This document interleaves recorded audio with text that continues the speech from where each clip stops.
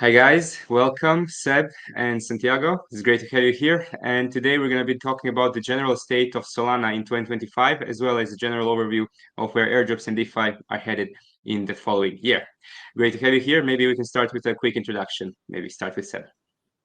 Sure. My name is Seb Monty, and I create a whole lot of content, more so on Solana, some things on airdrops, some things on DeFi, or just general news. I'm also the general manager of validator.com, talking about staking your Solana. And I'm also covering some other ecosystems that I think have valuable opportunities. But when it comes to airdrop farming, I'm keen to hear your guys' views. Awesome. Santiago. Yeah. Hi, my name is Santiago. I'm a co-host of Cryptocurrency State with Boris. I started super active in crypto in 2017. I had contact with Bitcoin and stuff before, but super active since then. And yeah, we are really focused on airdrop farming. I think that is the best thing to do in crypto when you are new, instead of jumping into trade and lose your money. We saw that doing airdrop farming, it was a great way to learn about crypto and also get real rewards with low risk. So our channel is mostly focused on that. We also have some yield farming stuff lately. We of course talk in a private community, crypto portfolios, strategies, and altcoin portfolios, etc. But yeah, mostly airdrop farming. Sweet. Nice. Yeah. I was thinking perhaps we can just take a quick general look on how Solana is doing over the last year and a half. What were the top projects and what are you maybe most excited about regarding 2025? So we can see that maybe I can share my screen super quickly in this regard.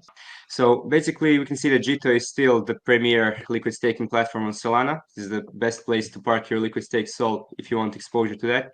But yeah, Jupiter, of course, we have Jupiter airdrop coming in January. This is something we can touch on really quickly because both our channels have already mentioned it. But yeah, this is going to be great because there are very, very good tiers. So for 29,000 volume, I think, something like that, was actually the cutoff criteria for the third type tier. So a lot of the wallets who have been farming airdrops and just Solana in general, they should be able to get that. And then you have the classic ones, but the ones we're going to be talking about the most today is probably going to be Meteora, because this is probably the best airdrop target for Solana. What do you think about Solana airdrops in these recent times, Seb? What is the best one that you believe still worth farming? Okay, well, so I don't actually farm things. I just use things, and I've just managed to get lucky and get rewarded sometimes. Yeah, but I guess that's how it works. I guess I've got a not a specific strategy, so I'm definitely keen to hear yours. But I like to use the things that I really like, and then that way I'm just using them anyway. So I'm happy to use Kamino more because then I get more Kamino points, which goes to a token. It's not going to be anything crazy though. Obviously Jupiter, like using it plenty because it's a great product, and that's the reality there. But upcoming, it's kind of hard to look at really big upcoming things. I think Pump Fund would probably be decent, but that's not an easy thing to farm. So yeah. yeah. I actually have more of a thesis that's not really related to Solana, that other blockchains will try and attract it. But obviously Solana is where I play most of the time. And it is hard right now to work out what's going to be the next big thing. But I think you've got some information on this later. But I do think somehow it's going to pivot into AI agents, and they will try to keep the momentum of whatever their market cap is.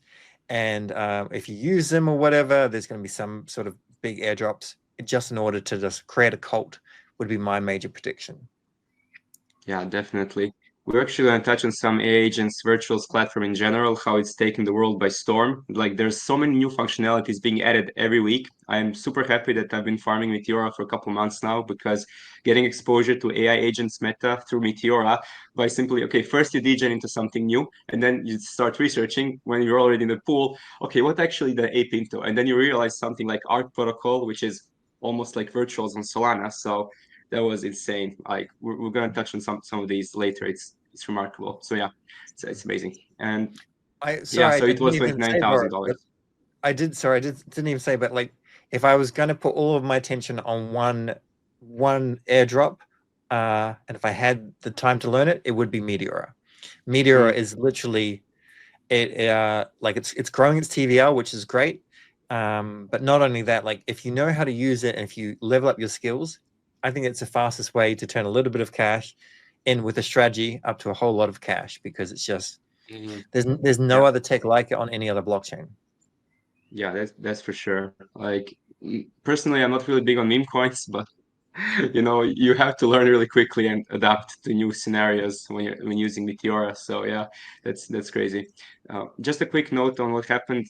So a couple days ago, actually, one of the better places to learn these things, fee printers, they actually had an NFT collection that went bust. So it was ended up being a rug. But at least one positive thing is that Meteora Discord is offering some kind of relief fund for people who are affected. So if you lost money in this unfortunate event, then definitely go to Meteora Discord, appeal to them, and maybe something can be still, you know, salvaged from this unfortunate situation. So just a side note for Meteora.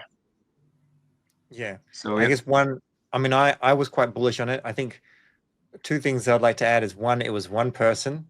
So sometimes when we think of the people as like a team, but it's one person that controlled everything, and just one unethical person. And the second thing is, I guess there's no such thing as a free lunch. Like if someone's really good at something, you know, they can do it for you, and you know, just take a percentage of the profits, which could work. But if they're not trusted, you know, clearly it doesn't work. It's not worth the risk. It's far better that you learn how to use all these dApps, and then your losses are your losses and your wins are your wins, but it's your crypto. Absolutely. Yeah. So you were saying you're bullish on Kamino for 2025. Is there any particular reason? Was airdrop number 2 better, or how much did you get from number 1 and 2? There was 2 already, right? Yeah, there's been season 1 and season 2. It's not, I'm not thinking of it like that. Season 3, we don't know when it's going to come again. It's more like if you want to use something that I think has a lot of trust, to borrow, say, against your Sol or Judo Sol or something like that, or I wouldn't use it for everything. But if you are living in a world where I am, where I think Sol is going to go far higher than what it is currently at around $200, then I'm far more inclined to put some Sol or Judo Sol that I'm not staking. I put it in there and I borrow US dollars against it, and I go and, you know, live my life, pay my bills. And you know, doing all those different actions, as well as using like the JLP multiply, those things I like, and then you get Kamino points for it. And I do think Kamino is a multi-cycle product. I don't think they're going to be beatable for the borrow lend market on Solana, and they're shipping more and more things. And you know, the best comparison is something like Aave. And if you just compare market caps, which I know doesn't work, you know, perfectly well, I just think, you know, getting those tokens now, they're like 20 cents. You know, I think Kamino will go do a 5x at the very least. And yeah, that's why I just think it's good. Sometimes it's nice just to get points for something, just because you're using it and you like it and you're using it organically. It's not perfect. It's not even it doesn't even have a tiered approach. So you can't even you can't Sybil it. You can't create 10 wallets and do better than one person that uses one wallet. But just in general, it's just nice to know that you've got some upside in that token just by using the actual dApp. Nice. Yeah, nice. I think that is the case with Meteora, right? Many of us are starting to learn how to use Meteora to actually get gains for ourselves. And in the meantime, you know that you are generating probably those points on fees for a possible airdrop. Just in terms of Solana, I will do a little of recap if you, Boris, can share again DeFi Llama on Solana. Because Seb mentioned something that I think is really important for at least the airdrop hunter path, which is that we sometimes forget about the next season rounds of airdrops. So even if I took Kamino, for example, right now, if you do some search on YouTube or Google itself, you know that there's less people talking about Kamino right now. But Kamino could be landing another airdrop soon in 2025. The same happened with Cheeto. Of course, it was a lot of pump when Cheeto landed the first airdrop. But right now, nobody's talking about Cheeto, to be honest. You don't see much coverage right now. And the same happened with many of the other top protocols there on the list. Marinade, well, we have issues with that, but Drift was another example. The first airdrop, it was great for me at least, and I know many of our community did a lot of money on that. And again, that is why I agree with what Seth said, that if you're using some protocol organically, then if you just want to farm airdrops, basically what you do is do the same in different protocols. So instead of just be married with your favorite protocol, you just need to do the same in different protocols. The same is with trading. If you are a trader, then you have a ton of protocols right now that you can be applying and getting volume and airdrops. So it's Jupiter, but it's also ShareBT that we are covering in our channel, and many others, of course. So I think if you don't want to really get into hundreds of wallets and farming airdrop, that it's going to take you too much time that you really need to dedicate, just do what you do in multiple protocols. That would be my first advice if you want to have more exposure to airdrops. Makes sense. It's been very liquidity based over the last half a year anyway, so finding the best places to park capital is usually a very good strategy. But yeah, maybe we can also touch on a little bit on Aptos and Sui. Do you think they're like Solana killers, or is it something that's not really happening in your experiences, guys? Yeah, look, I don't think Aptos is a Solana killer. I don't think a Solana killer exists. I started in crypto in 2017 and everything was an Ethereum killer and then whatever. But I know it makes a good buzzword. Aptos, it's I don't know much about it, but it's a little bit bearish when the CEO quits, right? Rumor has it he's stepping down to pursue something else. Like he's gone through the bear market. They raised this amount.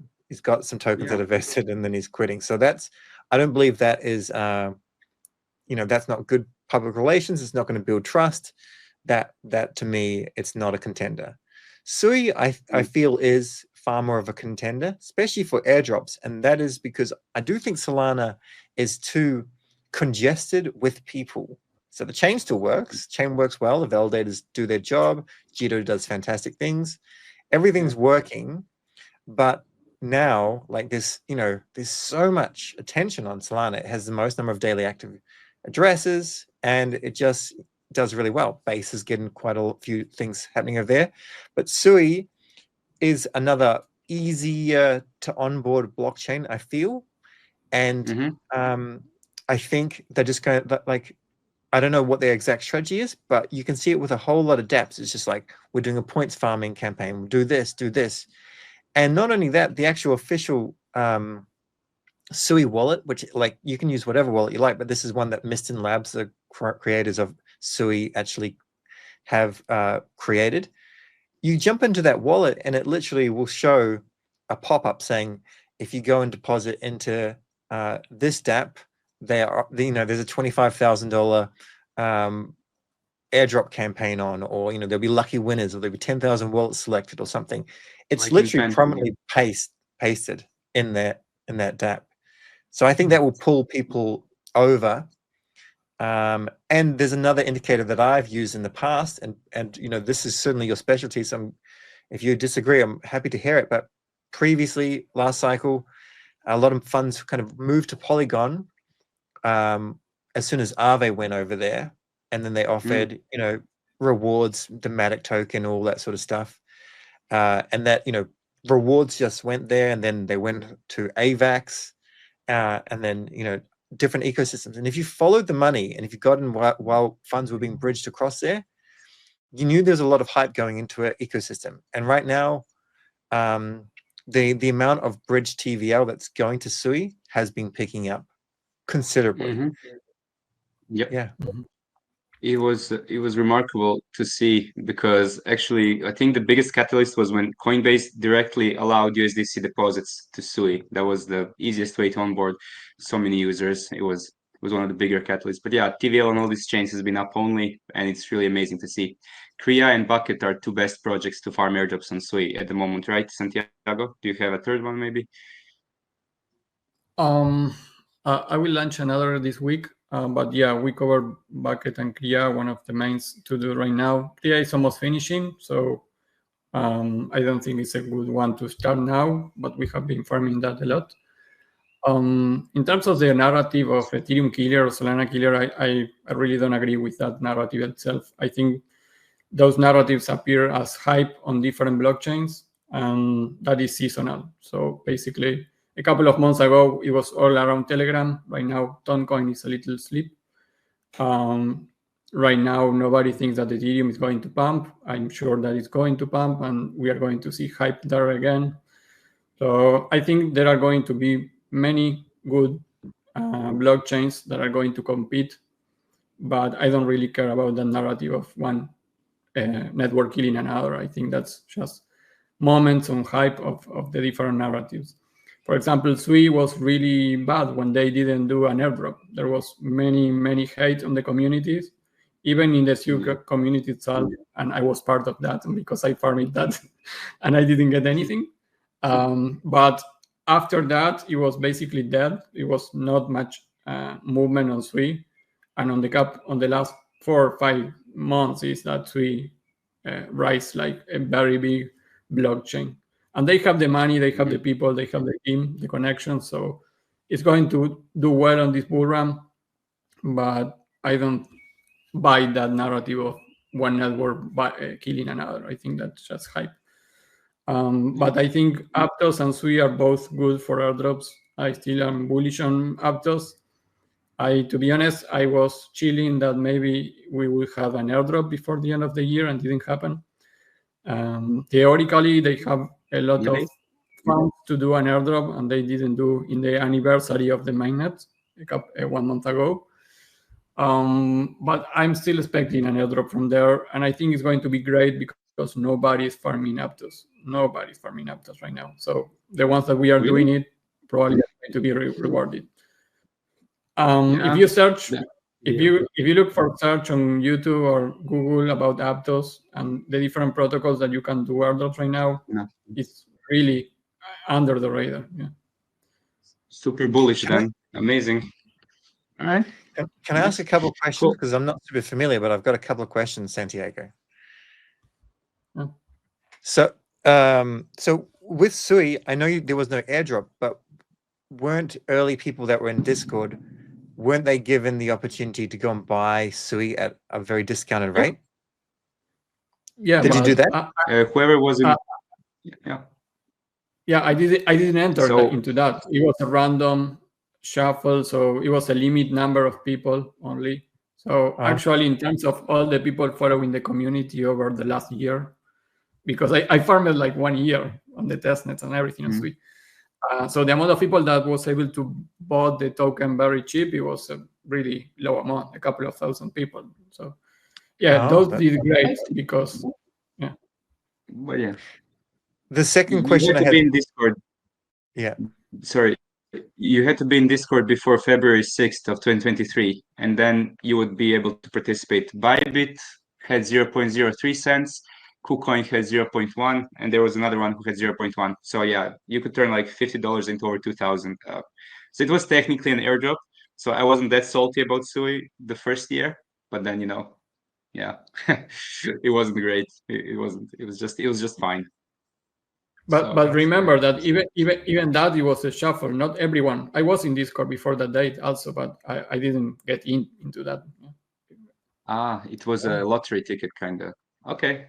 Yeah, I get it. Yeah, it was not for everyone.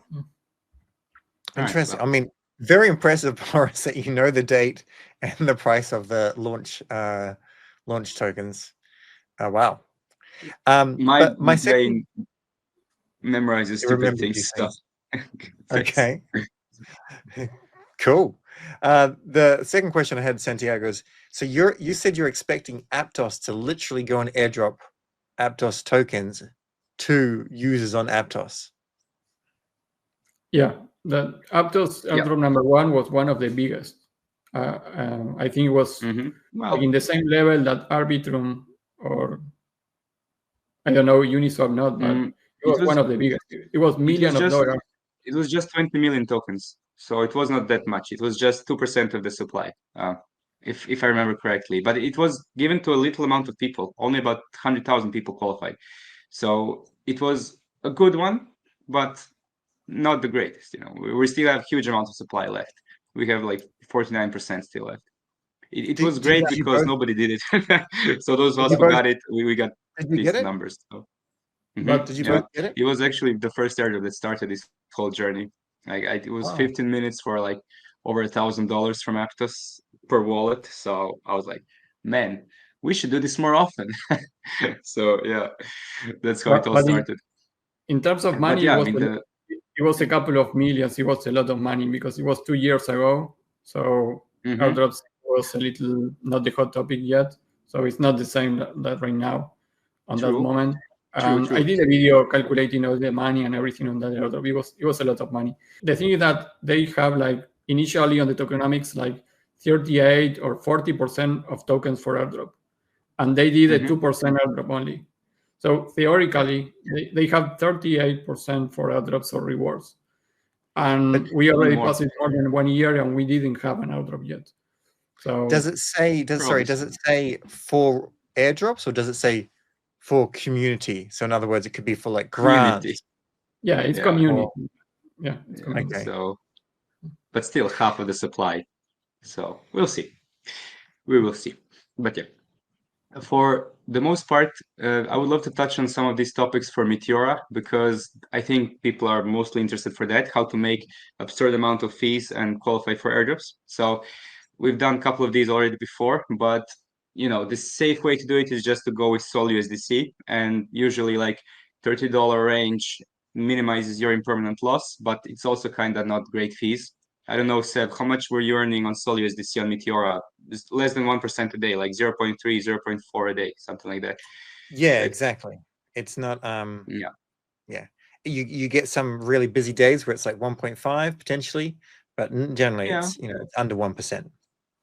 Yeah. So that is one way to do it. I know, Santiago, you like that strategy, and you were also talking about stablecoin pairs, maybe. Like, have any of you LP stablecoins on Meteora? Is that potentially lucrative as well? Like, I am doing a lot of tests on Meteora, so I have many different pools, even in the same pairs. I am testing a lot. I'm starting very conservative, but for me, it's funny that sometimes like 1% on fees looks like it's a small amount because it's crazy if you think about the percentage monthly.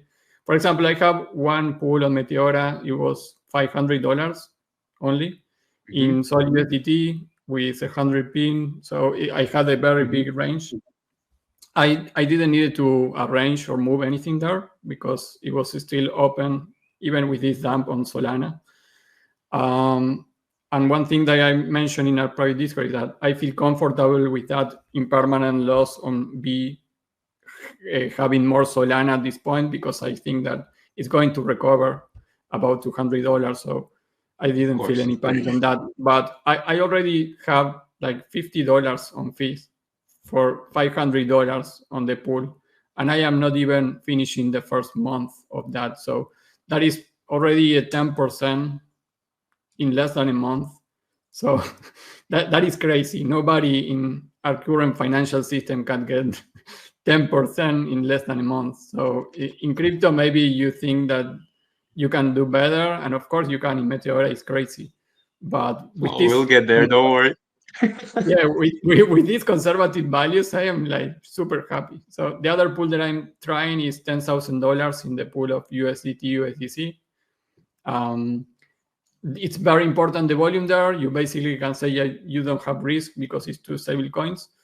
But I'm trying to know how much fees you can get in a month with this low volume, which is 1 million right now, around 1-2 million.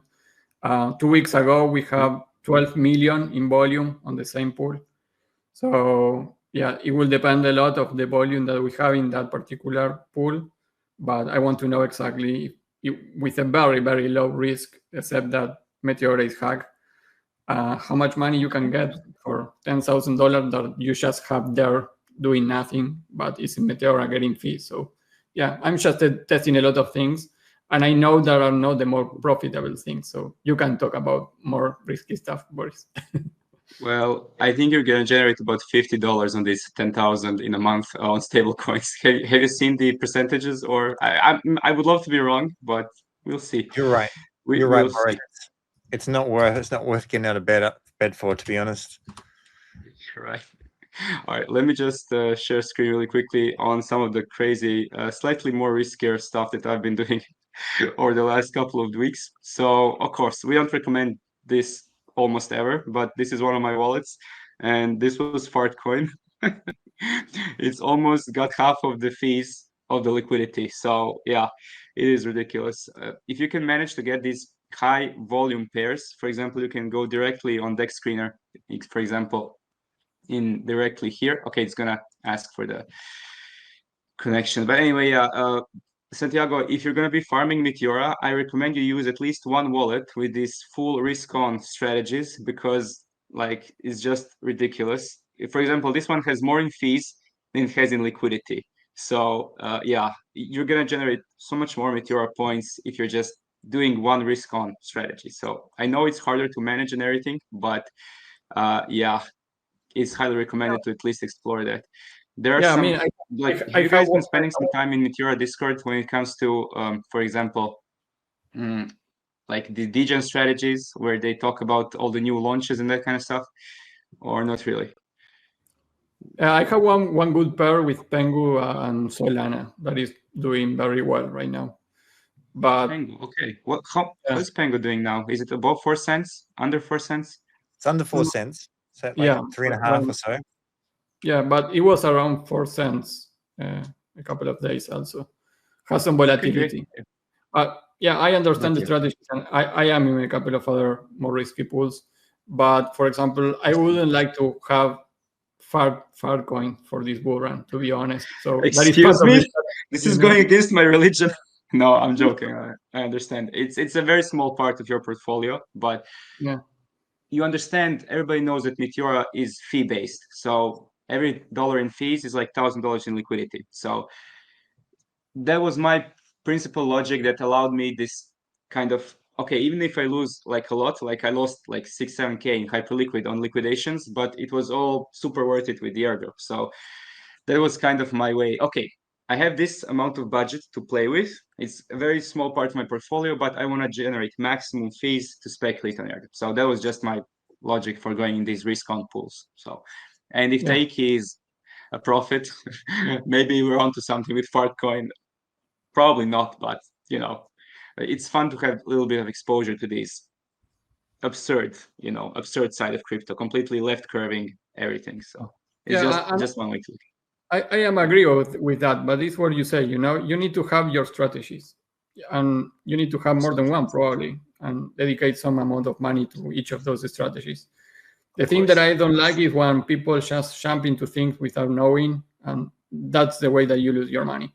If you say, well, I will have one strategy that is $5,000 because I want to, like you say, right, generate as much as points that I can for this airdrop, etc. You know what you are doing, basically. So that is very different. It has to be percentage based, and greed cannot take part in this. It's very important. But yeah, just a note on that. Have you played around with these risky pools on Meteora, Seb? Yeah, sure. Yeah, a little bit. And I'm trying to actually do it far more, not full time, but like a decent chunk. Even have one person in the team that's putting a lot of their time into it. And I do have some ideas for the new listener. If I was going to jump in now, first I'll just learn the basics, but I would do the LP Army Bootcamp, which is done monthly or every couple of weeks.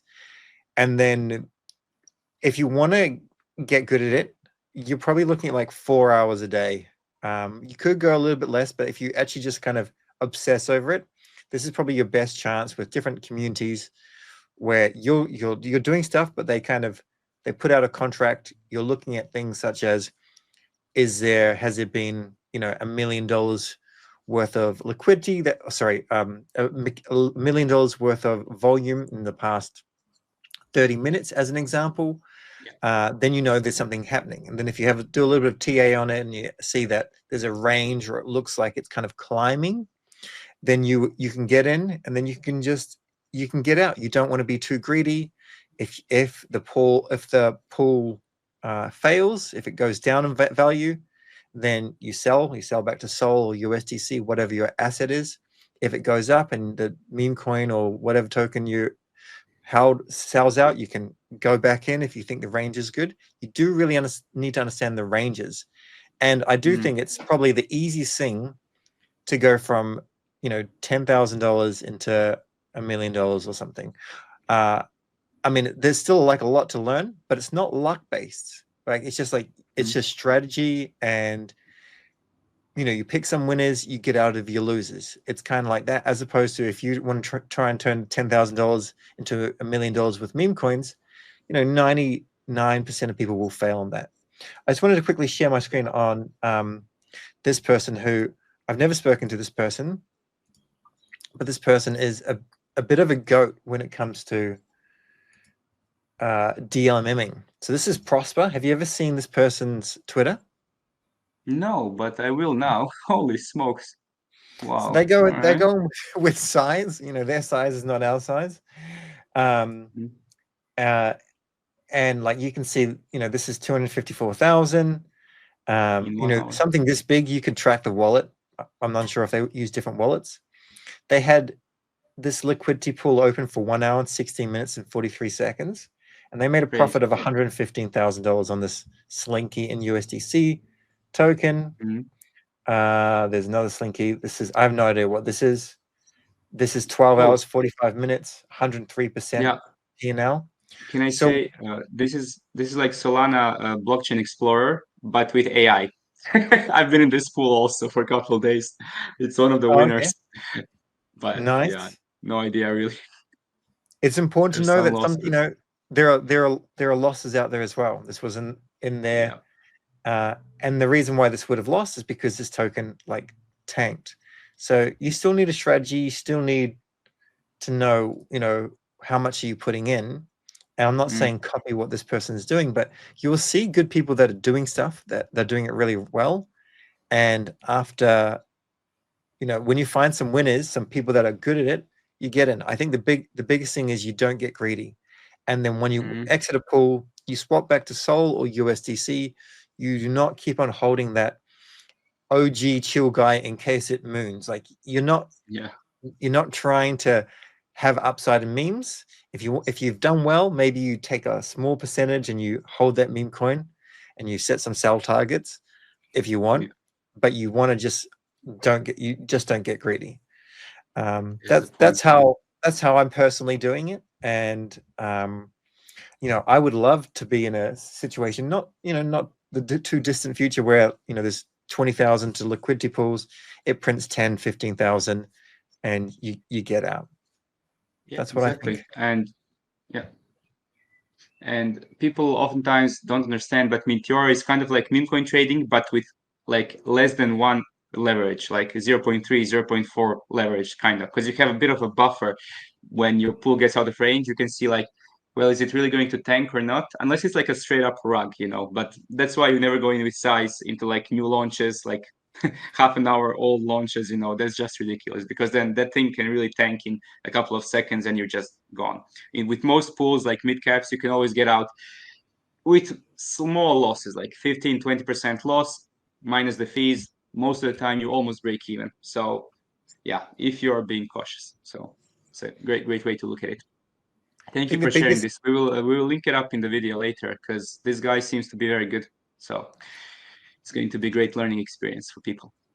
Sure. All right, I wanted to say one more thing quickly is one really cool thing about Meteora is they've now they're taking a fee from your fee. Yeah. So they now take 5% of the fees, which they've only just turned on within the last week, which means they now have revenue.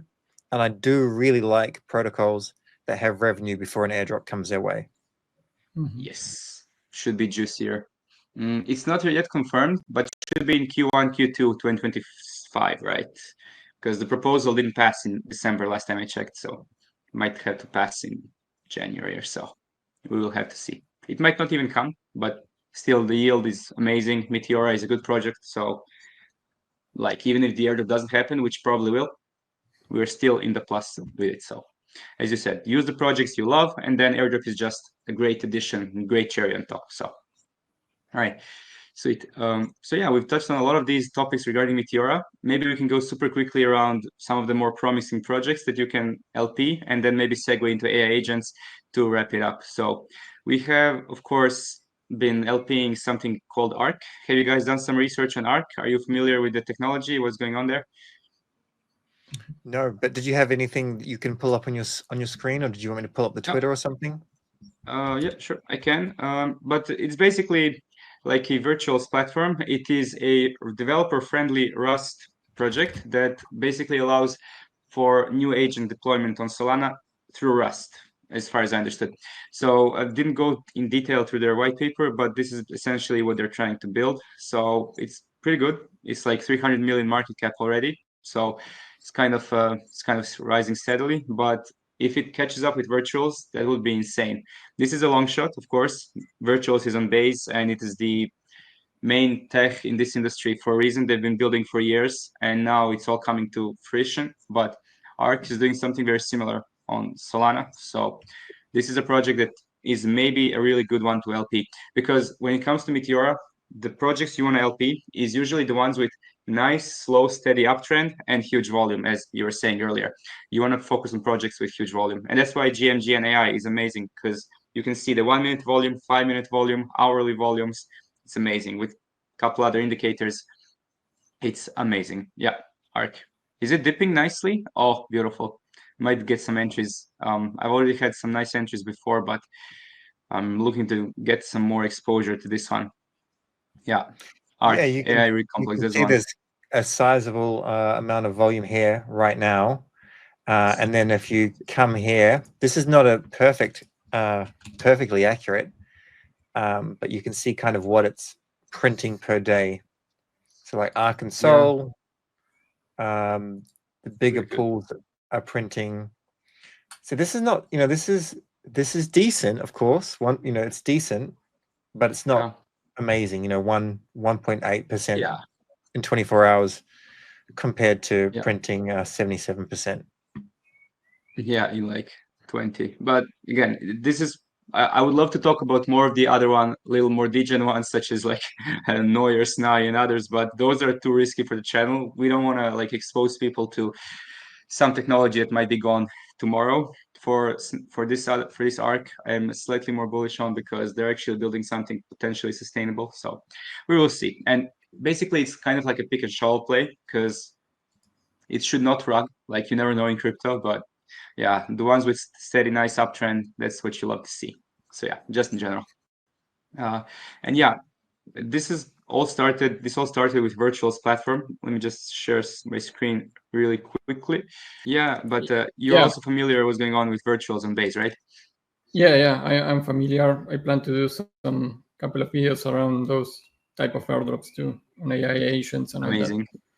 All that. Yeah, because it's already like way past $3 billion in market cap. It's absolutely crazy. And like, I'm so grateful for Meteora for actually going into this a little more deeper, because of course AIXBT is hilarious.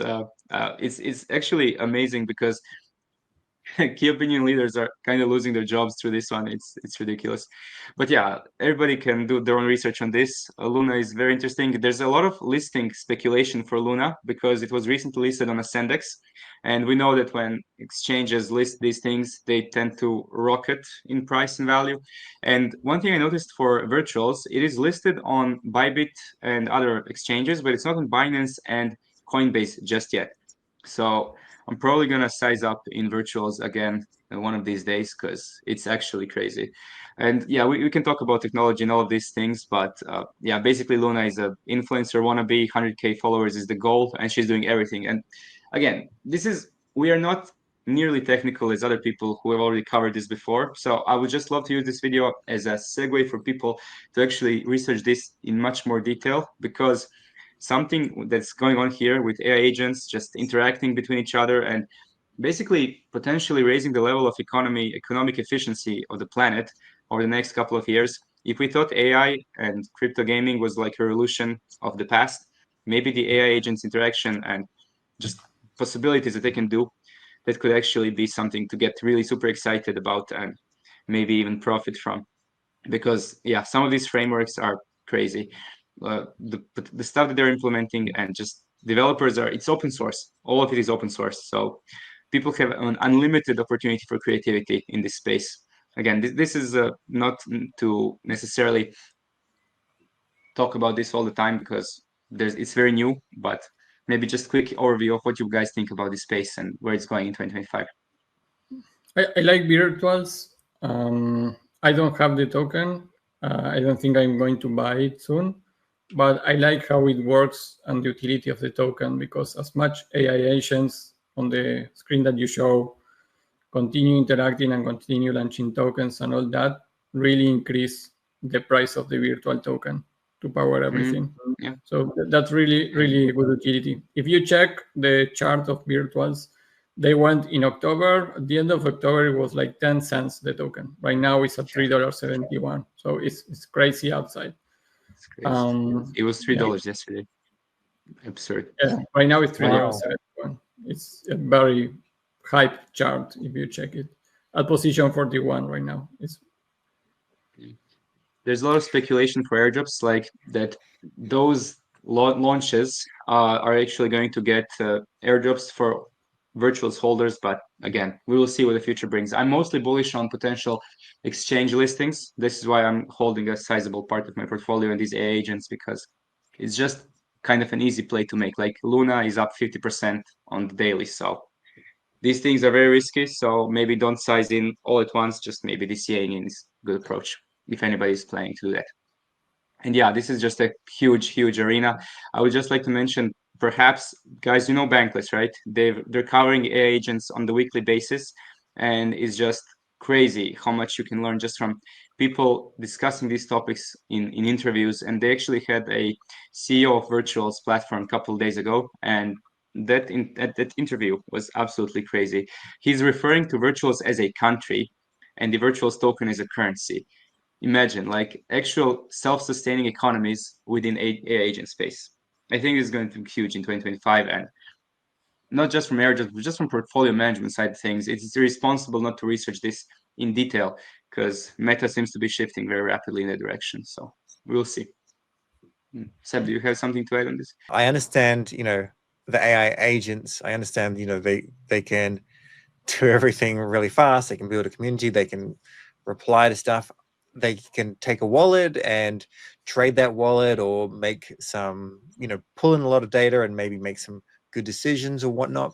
But I'm not sure, really about like why the token's doing so well, or why why do you need to hold a certain amount of virtual in order to create your own AI agent? Or another thing is, it looks as though all of the virtual tokens circulating supply they're all circulating. I'm unsure if that's correct. Do you know any of those kind of questions, answers? Essentially, everything like in Torchain, like in Rune, everything is paired against the Virtuals project, so Virtuals protocol. So when you're creating new agents, you need that. It's essentially currency. It's like the Bitcoin of AI agents in the simplest forms. And essentially, they are doing this for such a long time, and finally they've launched a functioning product a couple months ago, I believe. And the most important thing is that it's actually operational and people use it, and it helps them in day-to-day life, such as AIXBT and these other things. So yeah, this is the main reason why it has done so incredibly well. Out of all the launches that have happened over the last couple of months, this is the first and probably the best one, like the OG, so to speak. So, but yeah, for everything in this ecosystem, everything is paired against virtual. So as this ecosystem grows, so will inevitably the virtuals price, in theory, if this meta just continues shaping up as it will. But yeah. So does this mean that, like, in order to use AIXBT, you have to pay for it with virtuals or with AIXBT? No. Deployers need to use this as a currency to essentially deploy new agents and give them attributes and functions and that kind of stuff, in short. Yeah, I'll be honest. I don't know. I don't understand. I still don't understand it enough in a one sentence, which is not bad. It just kind of means to me that, yeah, people are still very early, because Definitely. you're not really early until you can explain it in like a minute. And well, I don't understand it. It's been a minute. Yes. Well, the new partnerships like with Stanford and everything, it's a lot of bullish catalysts. But my only worry is that people are going to have a very hard time to understand it because I understand like 1% of it. Maybe I said too much already, but I understand enough to pay more attention to it and continue educating myself on the topic so that maybe in a couple of weeks I will understand more. But yeah, bankless podcasts and interviews, they're like pretty good way to start if anyone wants to get some exposure to understanding this crazy arena. Because like at the moment we're all just aping into stuff and then researching later. So yeah, we kind of have to do this the other way around usually, but yeah, just food for thought for the future. Yeah. Cool. On the top of the list, Meteora and this top of the list. Absolutely, those are potentially the best things that we can focus on in the next potentially half a year to 1 year. I will just share my screen one last time so that I can give my 3 topics on what's maybe interesting. So made a Twitter thread just a couple days ago where it's basically showing you like TLDR on AI agents meta, and these are like top 3 picks which are doing something innovative. I'm not like advocating that there's a good tokens to buy or anything, but it's just giving you a general overview of where it's heading right now and what are potential possibilities. So we talked about ARC extensively already. So it basically allows you, it's virtuals on Sol, TLDR. Then these swarms, AI agent swarms, they're also something amazing because they allow for other agents to function more appropriately. They aggregate data and they can channel it into other agents to improve their functions. And then there's Spore. Spore is ridiculous. It is a self-propagating AI agent, which is just going to use like some kind of natural selection that the best agent with best functions, best traits, it's actually going to potentially survive through this crazy evolutionary ordeal. They literally self-destroy if they're not doing very well, right? So they need to bond, they need to get 500K in market cap to bond on their platform, and then they can, if they're good, if they have good traits, if their people are using it, they're good functions. It's crazy. But these are just like some of the 3 ways that people can try to understand where this meta is going. It's wild. And I would love for developers to watch these things to understand what's possible, because as scary as future is, it's also amazing. So yeah, like sports now, it's wild, super wild. Just a final note, maybe. Cool. Great. Yeah, I agree that AI is no one should be fading AI. It is scary if you really look into it. It is, super artificial intelligence is scary, but look, you need to use as many AI tools as you can. And I think this is a far better narrative and meta than just freaking meme coins pumped by insiders. So I'll take it. If this is the meta or narrative, I'll take it. People need something to believe in, essentially. So sometimes you have to convert people through technology into memes and the other way around. But yeah, anyway, that's my take on all these topics. Amazing. It was great to share some insights and knowledge from your end, Seb, and it was great to have you here. We will hoping to do some more in the future, but for now, we have covered everything on Meteora, some other promising ecosystems, maybe some airdrop targets for 2025, as well as touching on why the AI agent meta could actually be huge in 2025 and how to combine maybe the best opportunities in this space. But again, we are incredibly early for this. There's going to be a lot of rugs, a lot of problems, but getting some projects at these market caps could actually be very profitable in the long term. So yeah, from our end, thank you guys for watching. If you have any questions or comments, drop them in the comment section below. We will see you in our Discord. And maybe Seb, where can people find you? We can share some links, maybe X or some other. Yeah, just Seb Montgomery, just on X and also on YouTube. That's just my name, and that's what my tag is. Easy. Yeah, so as always, the video links are always going to be in the first link of the description of the video, so you can find everything at ease. Thank you, Brilliant. and yeah, till next time, have an amazing new year, and see you in the next video. Bye. Bye, guys. Thanks. Whoa.